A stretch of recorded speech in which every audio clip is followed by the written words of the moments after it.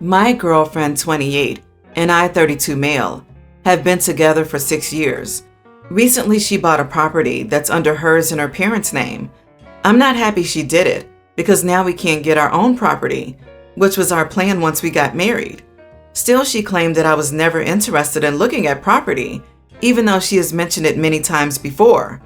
In my defense, she's been talking about buying or renting for years, but little to no action to go through with it.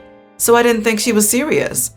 Also, I didn't want to get her hopes up that I would propose soon, because that was our initial plan, get a piece of property before marriage. Now the place is under renovation, but she's making the final decision on everything, e.g. color scheme, bed frame, kitchen layout. She occasionally asks for my opinion, but I told her I'm not interested, since she kept referring to it as her place.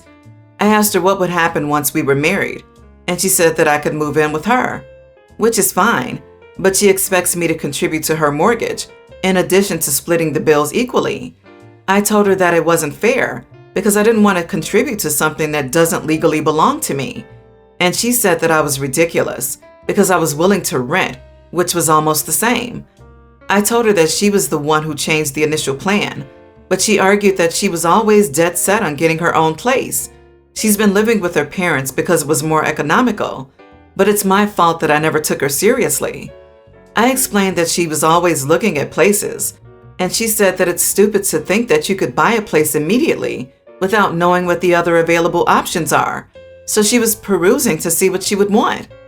It wasn't like I ignored her. I listened to her, but didn't feel like going through the whole viewing process, etc., because it's boring to me even though she finds it exciting, for whatever reason. I thought she'd put in more effort to try to get me to at least see the place before deciding, but instead she took her parents. I still stand by the fact that I do not want to contribute to her mortgage, since the place won't be legally mine, but she refuses to budge because she says the property purchase was between her and her parents, who are partially contributing to it.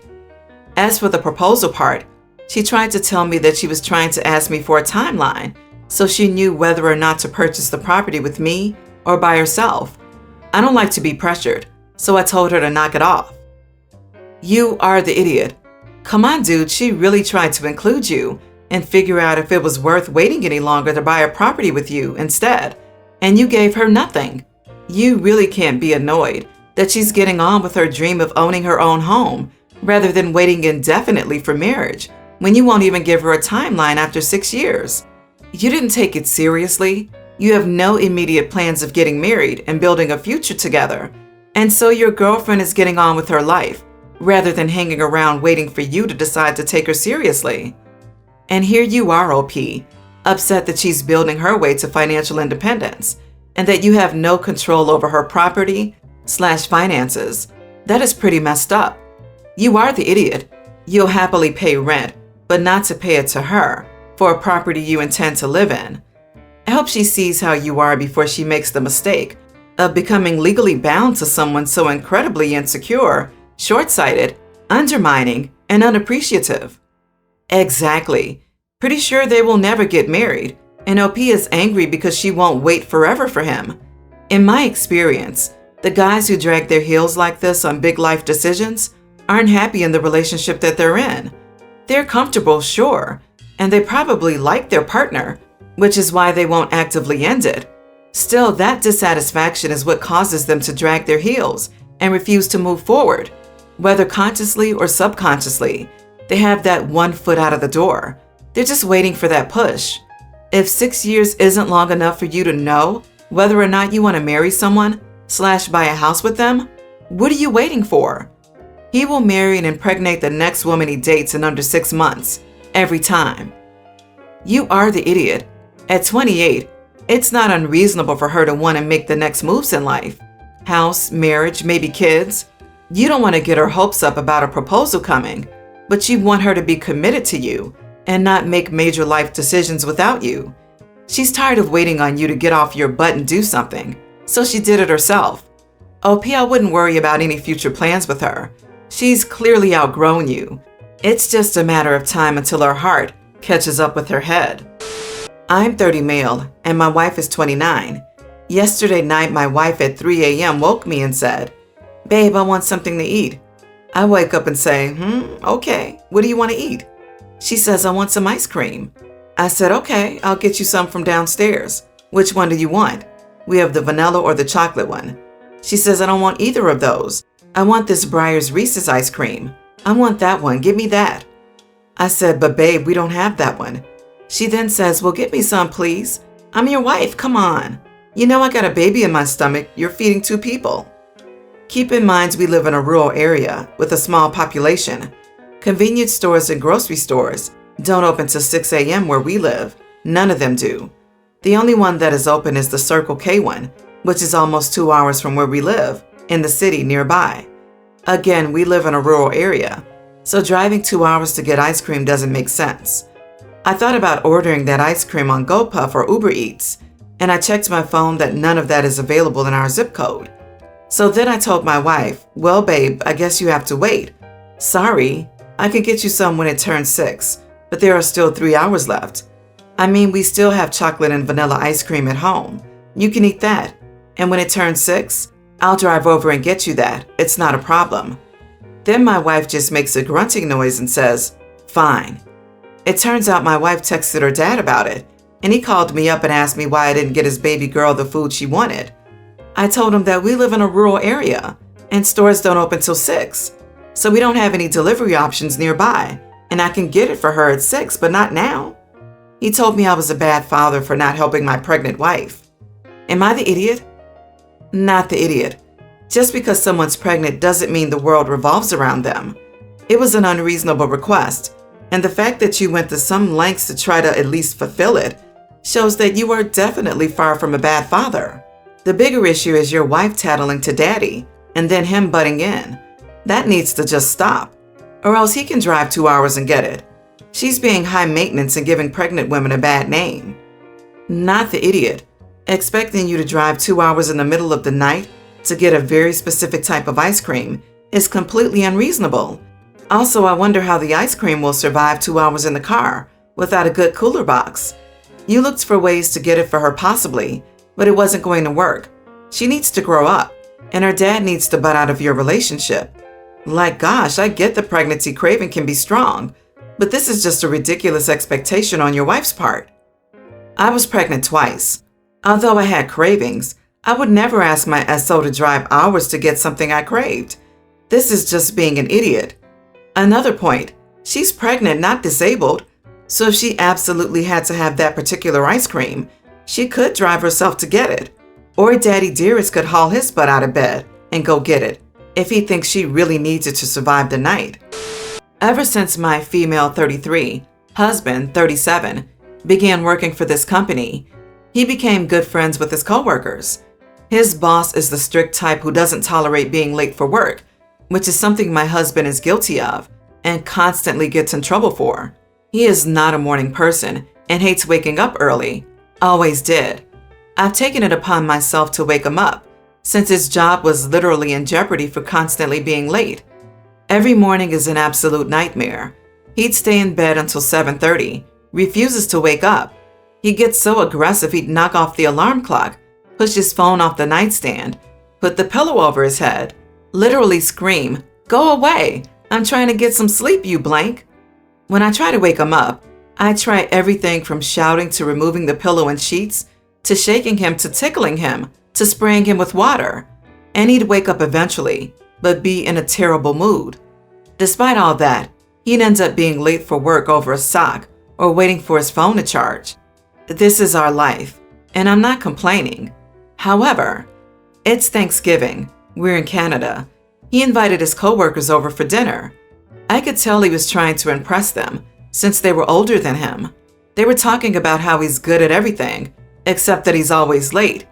He shrugged and said it's not his fault he's always late, since he wakes up at 5:30, walks the dogs, gets the kids ready for school, makes breakfast, cleans up the kitchen, packs lunch, then spends almost 40 minutes waking me up. I was floored, like I couldn't believe he was talking about us. I saw the judging look on his coworkers' faces as they all started telling him that their wives don't treat them this way. One of them asked me if I gave my husband thanks for the tremendous work, but I said, wait, This couldn't be further from the truth. I said, actually, if it wasn't for me, he'd never wake up. I'm the one who constantly wakes him up, and he doesn't even know how to set his alarm properly, let alone wake up to what he said he does.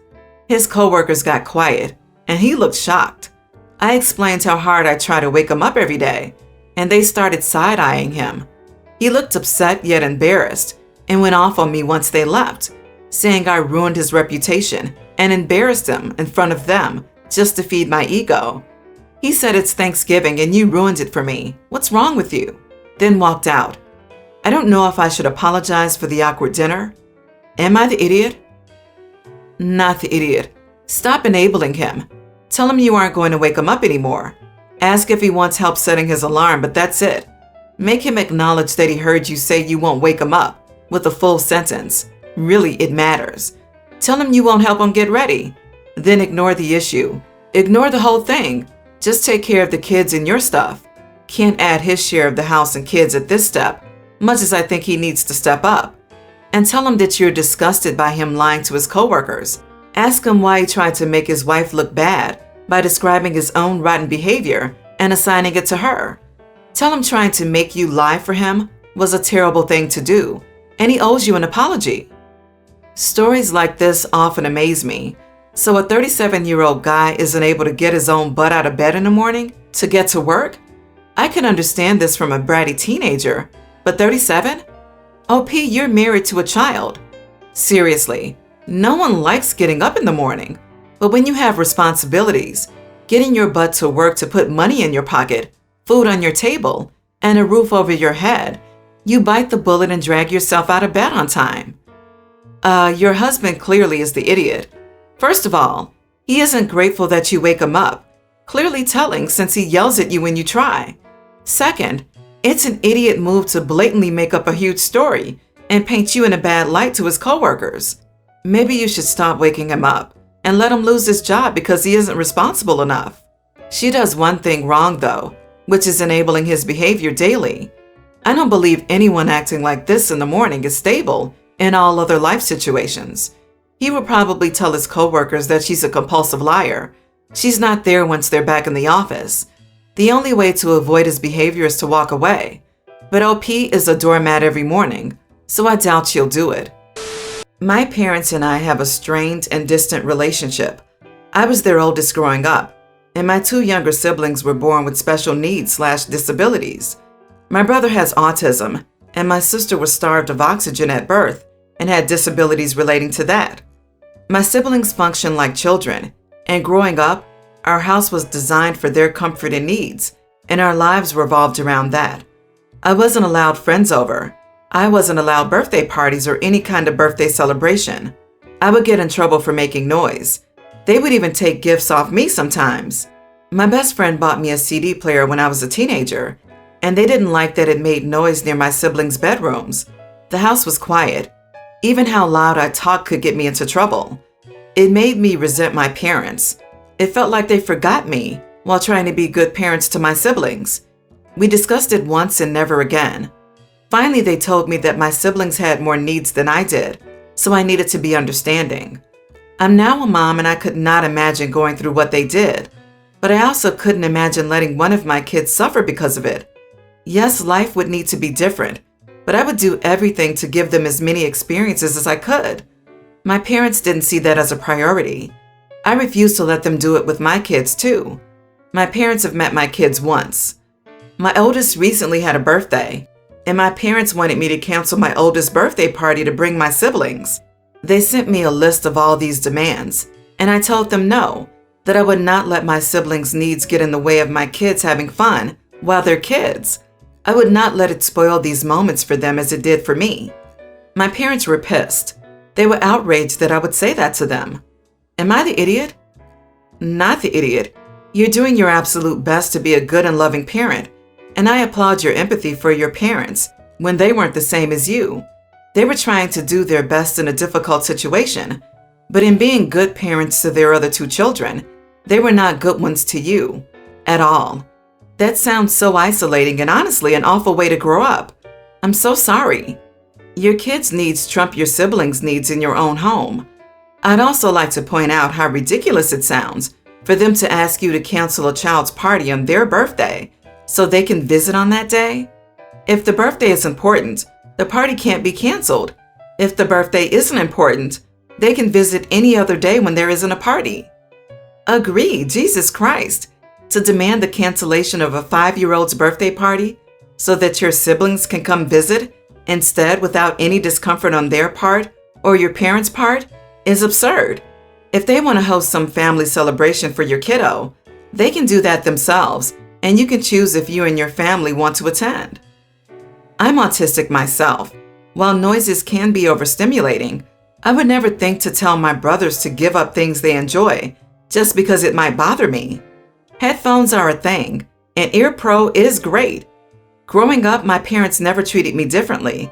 They wanted me to be able to cope with the world, not be isolated from it. Your parents, frankly, were terrible in the way that they treated you, and you absolutely should not allow that around your children. Having a different kid is not a license to treat your other kids differently. My mom has been living in a house that belonged to my dad. They were divorced, and he wanted her to have a good place to stay. He passed away last year, and I inherited the place. After checking out the place and running the numbers, I learned that the place is in terrible shape. It needs a ton of repairs. My mom doesn't take good care of it, and he has only been charging her $500 per month, which is almost 1/6 the market rate. I will be losing money on this place. I do not have a good relationship with my mother.